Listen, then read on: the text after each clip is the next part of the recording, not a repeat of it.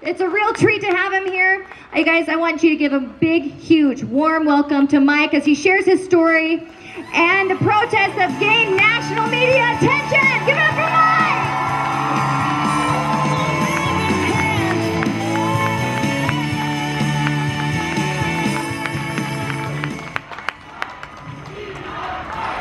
Mike! Look at you all today. Thank you for being here.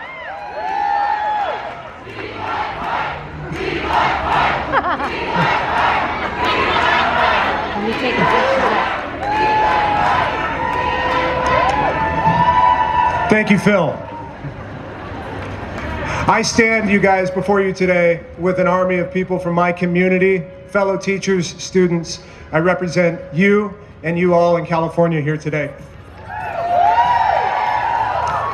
So as we gather here today, thousands more throughout California join us. Many observers are looking on. They wonder, who are we? What do we stand for? Perhaps they are confused. We refuse to fit into a political or social box that our world loves to use to divide us by. What I see is individuals of various backgrounds, perspectives, and vaccination status. I see people from all walks of life, unified by a commitment to liberty, brought together for the cause of freedom. This is the foundation that allows a country like ours, with our diversity, to still thrive. I encourage the media and those watching on to point your cameras to our crowd today in order to understand who we are and why we're here. But to do this, the teacher in me is going to need your help. Can you do that? Yes. So please, today, raise your hand if someone in your life stands to lose their livelihood if these mandates go through. Raise your hand if you or your children are at the risk of losing their very education. Raise your hand if someone in your life is on the verge of fleeing everything they know and love in California for life somewhere else. And lastly, raise your hand if you support your neighbor's right to decide whether or not to vaccinate their child, and you simply ask for the same in return. Personally, I'm standing here for the voiceless among us, the single mom who feels she has no other choice other than to be coerced into injecting her child. The parents spending every night weighing the hopes and dreams of their children's education against submitting to the demands of our state leaders.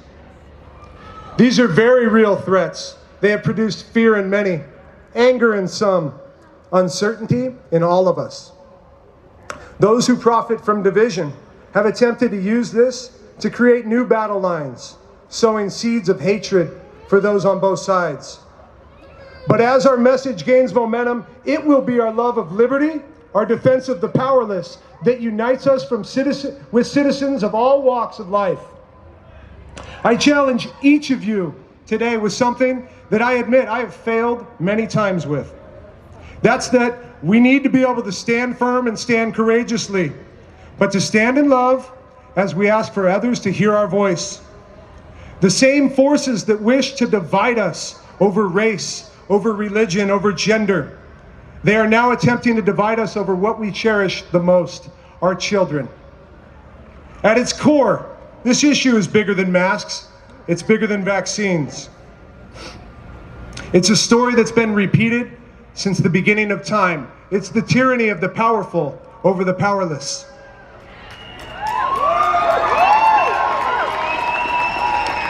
In our time, the message is clear.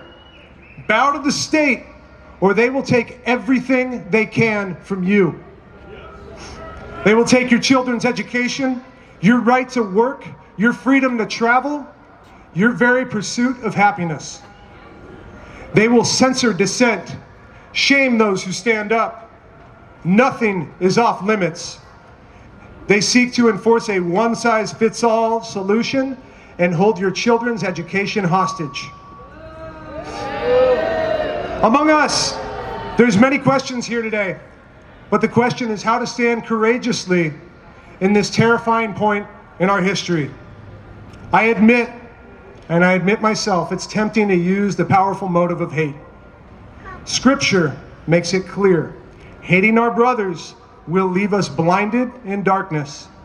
We will lack the discernment needed to wisely step forward. Let me suggest the strongest motive we have here today lies in our love for one another, our love for our communities, and our love for our families.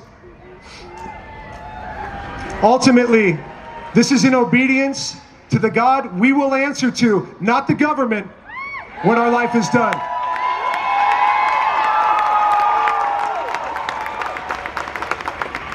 I believe this is the key to the courage that we need to do what's right in the face of such opposition.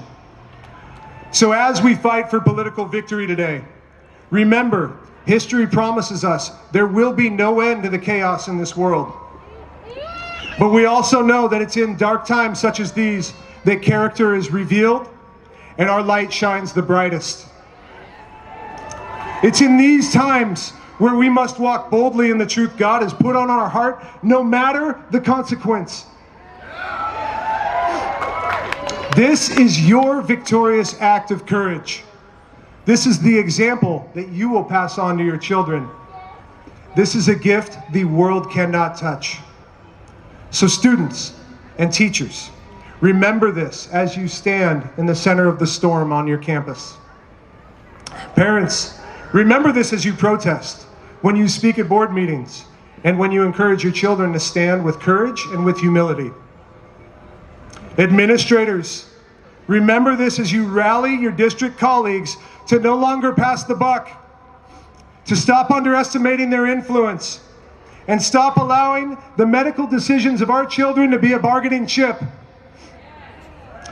Every day, more districts, more teachers, more parents, and more students are standing up and no longer willing to legitimize this political charade.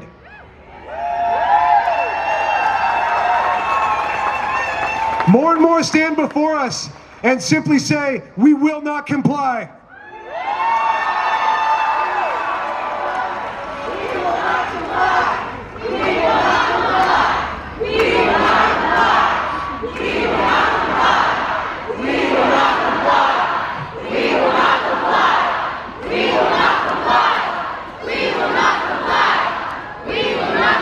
Thank you. We must support and rally our leaders to no longer hide behind their job titles, but they need to step up and stand with courage in front of our children, no longer behind them.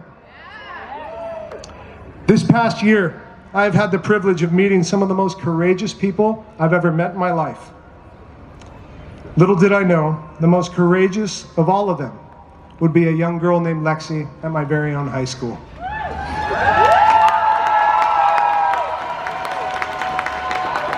The young girl you're about to have the privilege to meet made national headlines by drawing and standing on her line.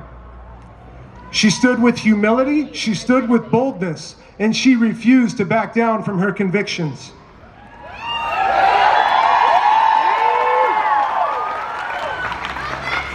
Her revolutionary act was to remove her mask during class and support a medical choice.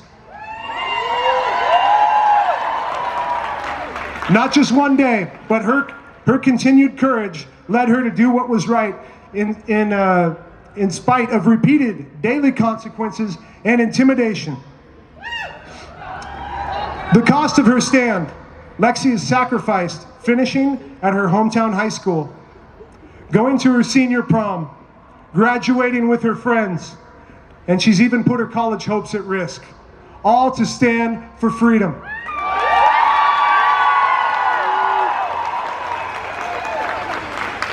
As if Lexi's sacrifice wasn't enough, I need you to listen to what she told the adults who stated they had to comply with the rules or risk their jobs. She responded with the most powerful words I have heard in this season of constant fear. Lexi simply said, "It's okay. I'll stand for you too."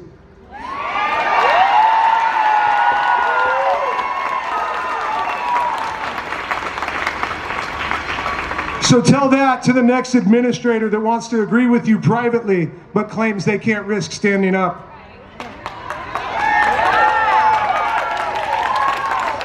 She said, "It's okay, I'll stand for you too." In a world where adults are pitted against each other by fear, regulations, liability, and trying to protect themselves, Lexi made a conscious decision to stand for what's right in her heart and trust God with the outcome.